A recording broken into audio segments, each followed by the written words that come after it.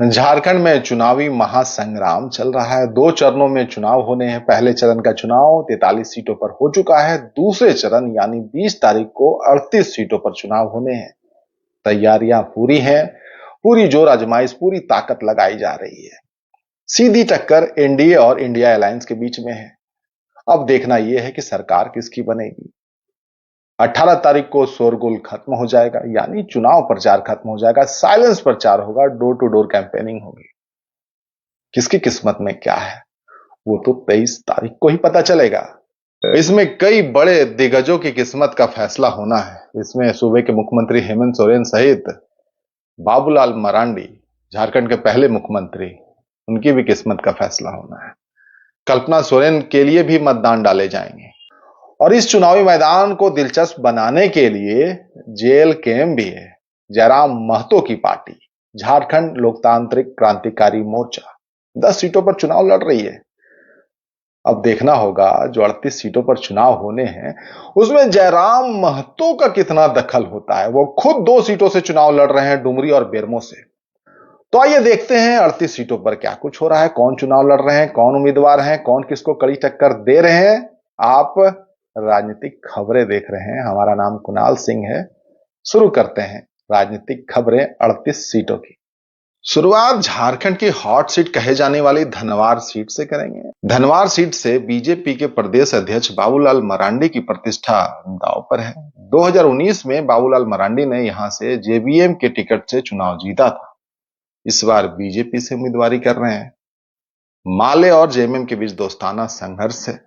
माले की बात करें तो राजकुमार यादव यहां चुनाव लड़ रहे हैं और जेएमएम से नजीमुद्दीन अंसारी चुनाव लड़ रहे हैं।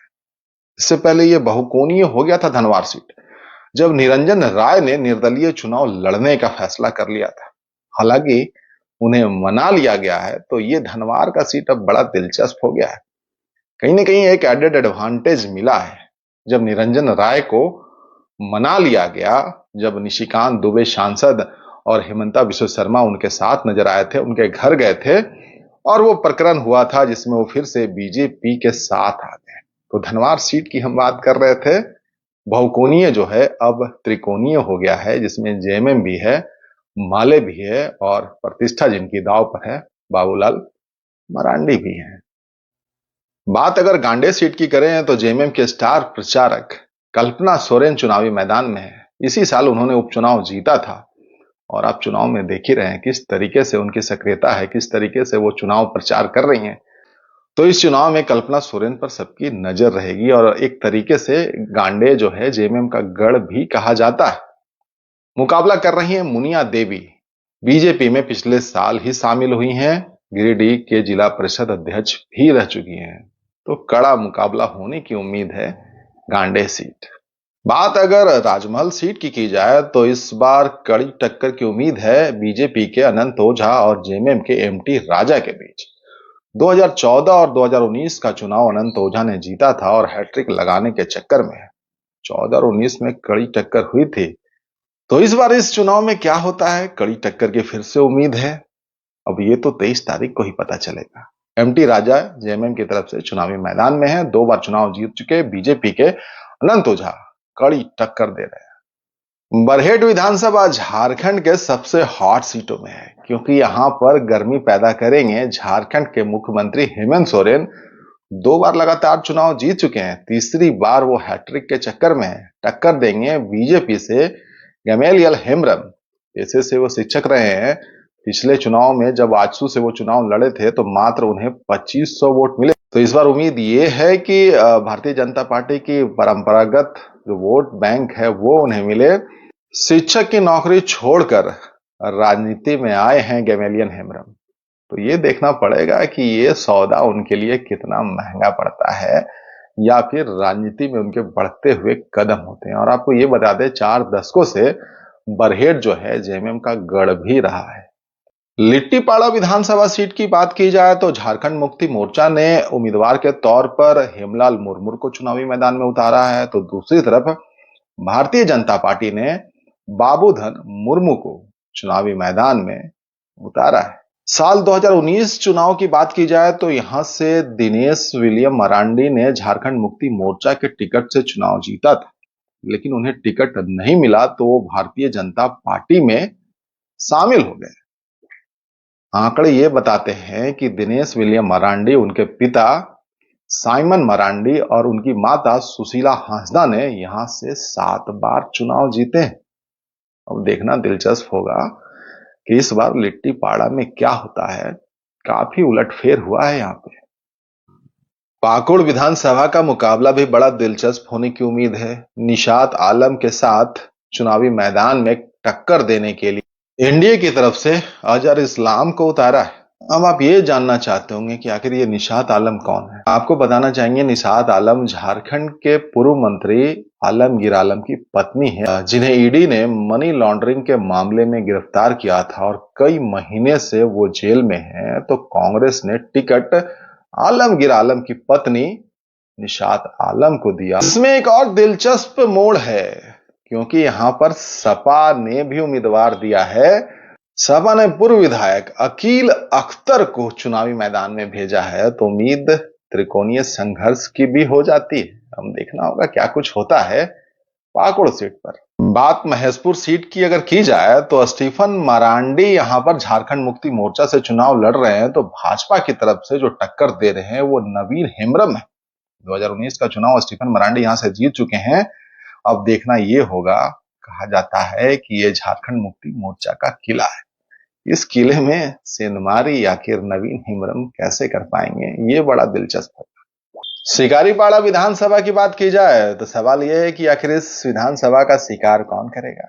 बीजेपी की तरफ से पारितोष सोरेन चुनावी मैदान में है, तो झारखंड मुक्ति मोर्चा की तरफ से नलिन सोरेन के बेटे आलोक सोरेन, नलिन सोरेन वही जो सांसद हैं और 7 बार यहां विधायक रह चुके हैं, उनके बेटे आलोक सोरेन को जिम्मेदारी दी गई है शिकारीपाड़ा के लिए। तो सीधी टक्कर होगी शिकारीपाड़ा में नलिन सोरेन के बेटे आलोक सोरेन और पारितोष सोरेन के बीच।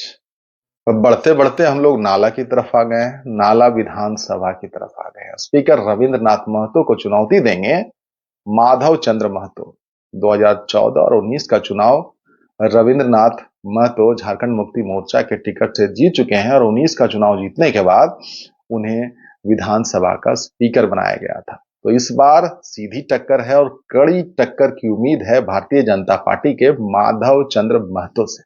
मधुपुर सीट की बात की जाए तो हफीजुल अंसारी फिर से अपनी किस्मत आजमाएंगे। उपचुनाव वो जीते थे 2022 में, जब उनके पिता की मौत हुई थी और वहां पर गंगा नारायण सिंह ने कड़ी चुनौती दी थी। तो इस बार भी कड़ी चुनौती की उम्मीद है। मधुपुर सीट की बात कर रहे हैं, सीधी टक्कर है झारखंड मुक्ति मोर्चा के हफीजुल अंसारी वर्सेज बीजेपी से गंगा नारायण सिंह।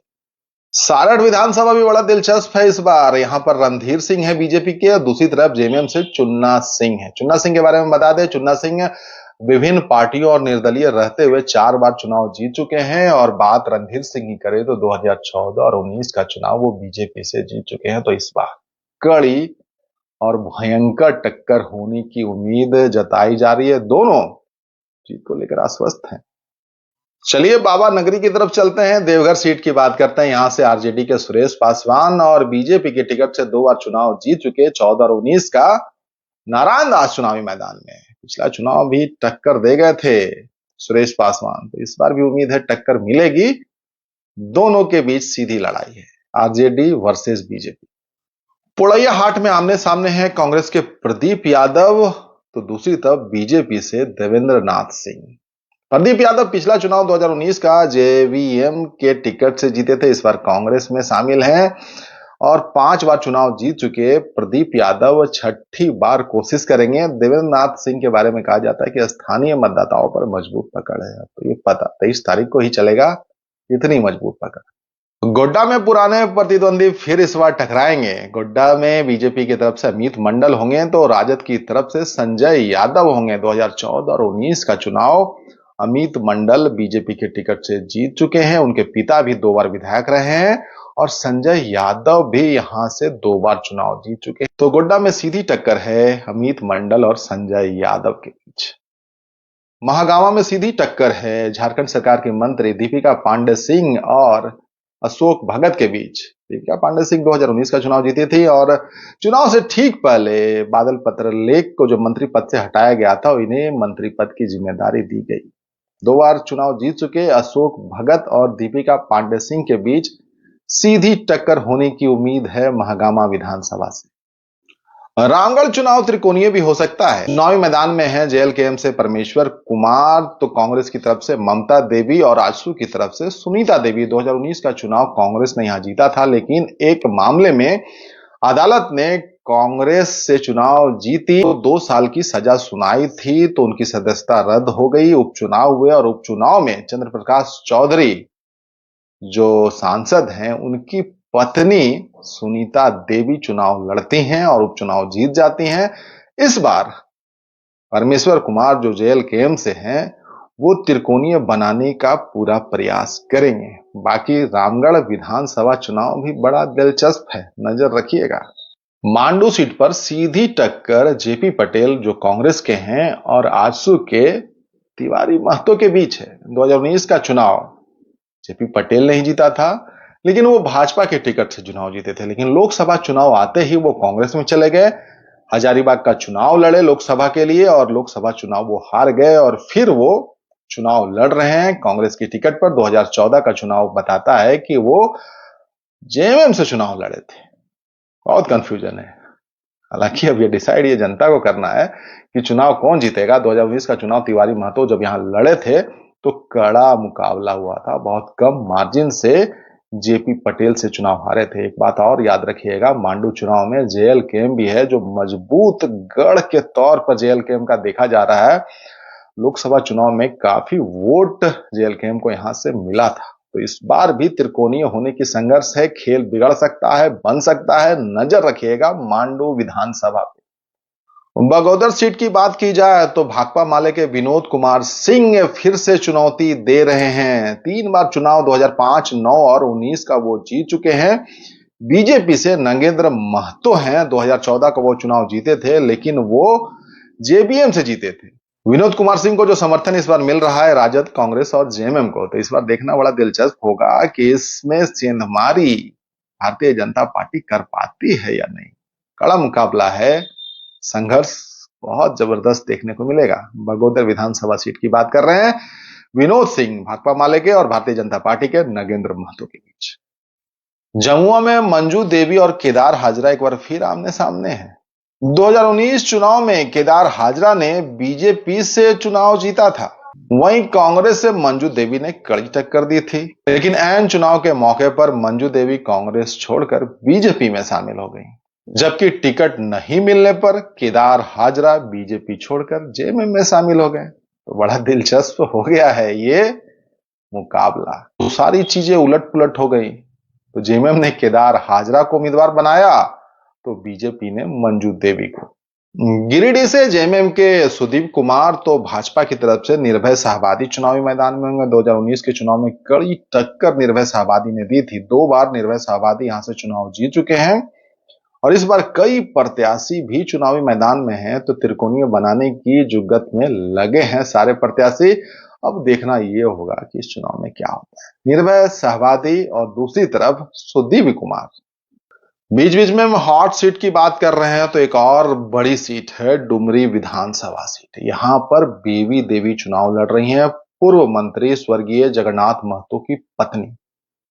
उपचुनाव जीती थी 2023 का। जगन्नाथ महतो के निधन के बाद यशोदा देवी भारतीय जनता पार्टी से उन्हें टक्कर देंगी। जो सबसे अहम बात है डुमरी विधानसभा को लेकर, यहां पर जेएलकेएम के अध्यक्ष जयराम महतो चुनाव लड़ रहे हैं। तो जयराम महतो के चुनाव लड़ने की वजह से ये डुमरी जो विधानसभा है वो बड़ा दिलचस्प हो गया है। तो कई कांटे हैं, कई रोड़े हैं इस डुमरी विधानसभा की सीट पर बेबी देवी के लिए, क्योंकि जयराम महतो का कद और नाम काफी बढ़ा लोकसभा चुनाव के बाद। तो इस बार डुमरी विधानसभा में क्या होने वाला है, और आपको ये भी बता दें, ये झारखंड मुक्ति मोर्चा का गढ़ है। यहां से स्वर्गीय जगन्नाथ महतो 4 बार चुनाव जीत चुके हैं। तो इस बार इस चुनाव में डुमरी विधानसभा में, जहां पर बेबी देवी, यशोदा देवी और तीसरी जो कड़ी है वो जयराम महतो कितनी बड़ी है ये तो 23 तारीख को ही पता चलेगा। गोमिया विधानसभा सीट की बात की जाए तो आजसू से विधायक लंबोदर महतो को कड़ी टक्कर मिल रही है जेएमएम के योगेंद्र महतो से और जेएलकेएम के पूजा कुमारी से। लोकसभा चुनाव में यहां पर जेएलकेएम को बढ़त मिली थी, इसलिए जेएलकेएम के समर्थकों में काफी उत्साह है। जबकि योगेंद्र महतो और उनकी पत्नी भी यहां से विधायक रह चुकी हैं, तो बड़ा दिलचस्प है गोमिया विधानसभा सीट, नजर रखिएगा। एक और सीट है झारखंड की बेरमो, वो भी बड़ा दिलचस्प है, उसकी भी खूब बातें हो रही है क्योंकि यहां पर जयमंगल सिंह उर्फ अनूप सिंह कांग्रेस के विधायक वो चुनाव लड़ेंगे, रविंद्र पांडे बीजेपी से उन्हें टक्कर देंगे और जो सबसे बड़ी बात है यहाँ पर जेएलकेएम के अध्यक्ष जयराम महतो भी अपनी किस्मत आजमाएंगे। तो ये टक्कर कैसी टक्कर होगी ये तो जनता ही बताएगी।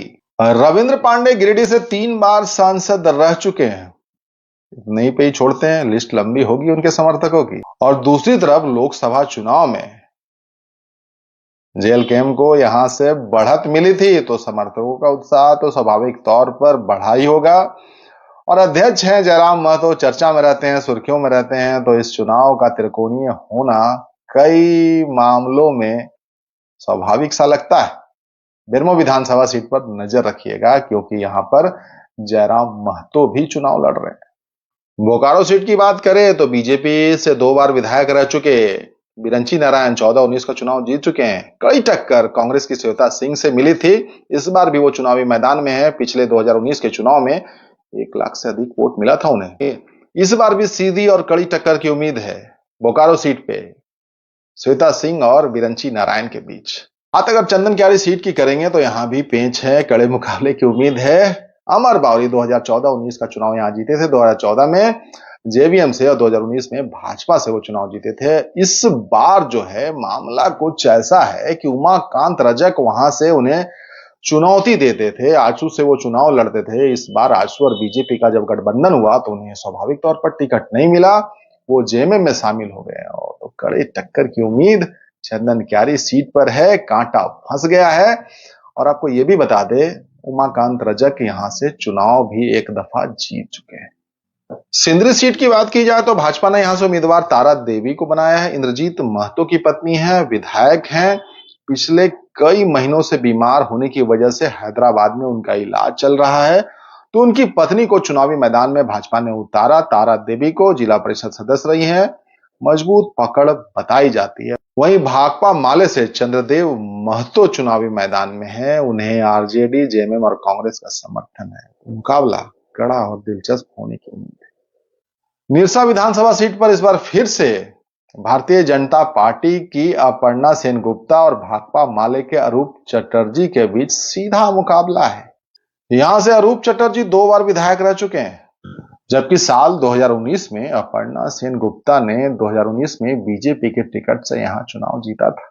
इससे पहले अपर्णा सेनगुप्ता फॉरवर्ड ब्लॉक के उम्मीदवार के रूप में यहां से चुनाव जीत चुकी है। धनबाद नगरी चलते हैं और धनबाद सीट की बात करते हैं। उम्मीदवार हैं भाजपा की तरफ से राज सिन्हा, 2014-2019 का चुनाव जीत चुके हैं, चुनावी मैदान में है, टक्कर देंगे कांग्रेस से अभय दुबे।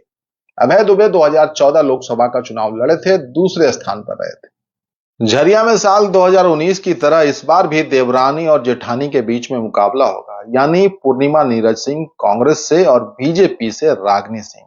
विधायक हैं पूर्णिमा नीरज सिंह, चुनाव फिर से लड़ रही हैं, टक्कर देंगी रागनी सिंह। उधर जेएलकेएम भी चुनावी मैदान में है, त्रिकोणीय बनाने की पूरी कोशिश की जा रही है।